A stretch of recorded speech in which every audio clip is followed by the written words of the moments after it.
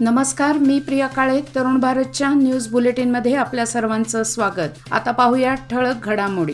Short सर्किटने आग लागून घराचं नुकसान झाल्याची घटना रविवारी सायंकाळच्या सुमारास आनंदनगर वडगाव येथे घडली. या आगीमध्ये घरातील साहित्य, फर्निचर तसेच सोन्याचे दागिने असे एकूण 4 लाख रुपयांचे नुकसान झाले.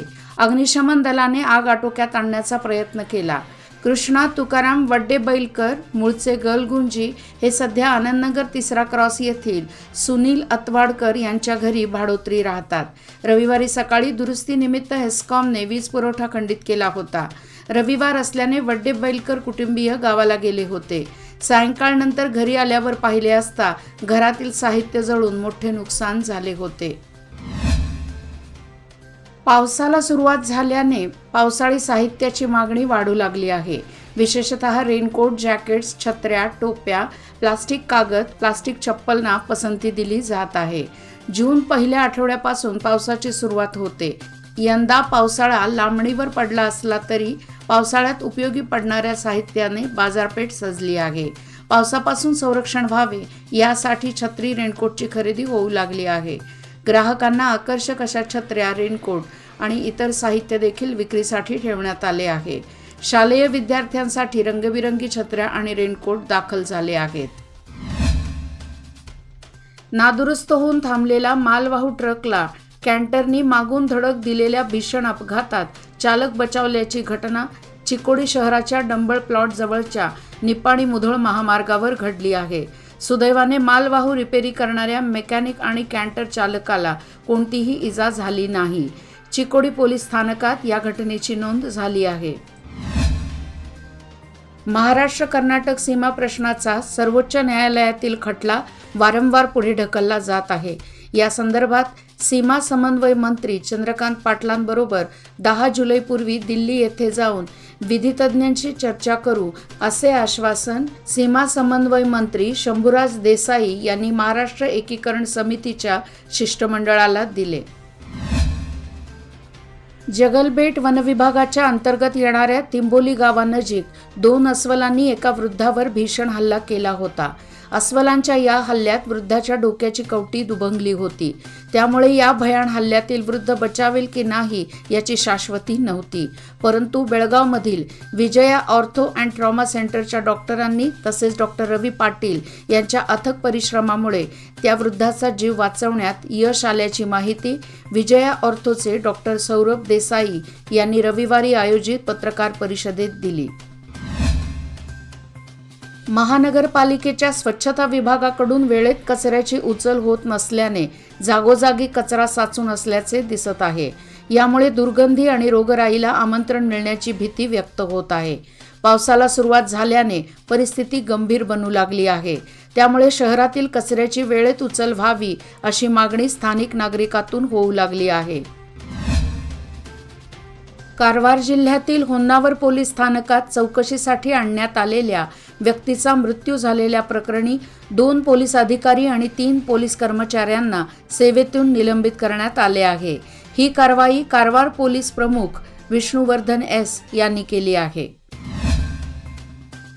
जमखंडी परिसरात पाळत पाळून ग्रामदेवतांना नैवेद्य, श्रीफळ वाढवून देण्याचा पारंपरिक कार्यक्रम पार पडला. सर्वच देवस्थानांमध्ये सकाळपासून गर्दी दिसून येत होती. येथील कुंभार तलावाजवळील मंदिर परिसराला जत्रेचे स्वरूप आले होते. बडिगेर गल्ली व आप्पासाहेब विठ्ठल मंदिराशेजारी श्री लक्ष्मी मंदिर मंडळाने महाप्रसादाचे वाटप केले. हनुमान मंदिर, काडसिद्धेश्वर मंदिर, यल्लम्मा मंदिर, ज्वारी बाजारमधील लक्ष्मी मंदिर या ठिकाणीही गर्दी दिसून आली. शनिवारी हनुमान मंदिरासमोर ओकळी उत्सव उत्साहाने साजरा झाला. हावेरीहून गिरसप्पा मार्गे भटकळकडे ट्रकमधून बेकायदेशीररित्या वाहतूक करण्यात येत असलेल्या 22 बैलांची सुटका करण्यात आली. या प्रकरणी 2घांना ताब्यात घेण्यात आले. ही कारवाई होन्नावर पोलिसांनी कवलक्की येथे केली. ताब्यात घेण्यात आलेल्यांची नावे इस्माईल खादर, राहणार हानगल, जिल्हा हावेरी आणि संकेत बिलद, राहणार भूषणनगर, महाराष्ट्र अशी आहेत.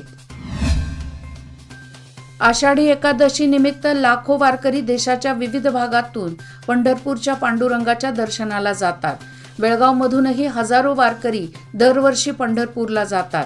या निमित्ताने प्रतिवर्षी रेल्वेकडून विशेष रेल्वे सेवा सुरू केली जाते। यात्रा अवघ्या 3 दिवसावर येऊन ठेपली तरी अद्याप रेल्वेकडून विशेष रेल्वे सेवेची घोषणा करण्यात आलेली नाही। नैऋत्य रेल्वेने यात्रा स्पेशल रेल्वे सुरू करावी अशा मागणीचे निवेदन महाराष्ट्र एकीकरण युवा समितीने नैऋत्य रेल्वेला पाठवले आहे। बिजगर्णी गावातील गटारीच्या बांधकामाच्या कामकाजाला सुरुवात करण्यात आली आहे। या कामकाजासाठी ग्रामपंचायतीमार्फत 8 लाखाचा निधी मंजूर झाला असल्याची माहिती ग्रामपंचायत अध्यक्ष मनोहर बेळगावकर यांनी दिली आहे। गावातील गटारींचे कामकाज होणार असल्यामुळे नागरिकांमधून समाधान व्यक्त होत आहे। कक्केरी गावामध्ये महाप्रसादी कक्कय्या स्वामींचे समाधी स्थान आहे। येथे दरवर्षी महाशिवरात्रीला मोठी यात्रा भरते। यात्रेला संपूर्ण भारतातून कक्कय्या भक्त व विविध समाजातील लोक एकत्र येतात। यात्रेसाठी जागा अपुरी पडत असल्याने ढोर समाजाला जागा उपलब्ध करून द्यावी अशी मागणी ढोर समाजाच्या वतीने जिल्हाधिकारी डॉक्टर नितेश पाटील यांना करण्यात आली।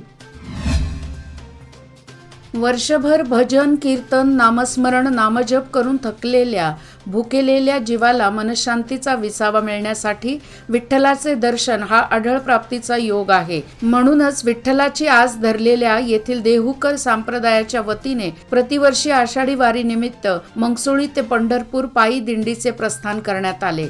यावेळी टाळ मृदुंगाच्या निनादात अभंगवाणीद्वारे मंगसुळीसह लोकूर, केम्पवाड, सिनाळ, तंगडी, कात्राळ येथील वारकरी दिंडीमध्ये सहभागी झाले।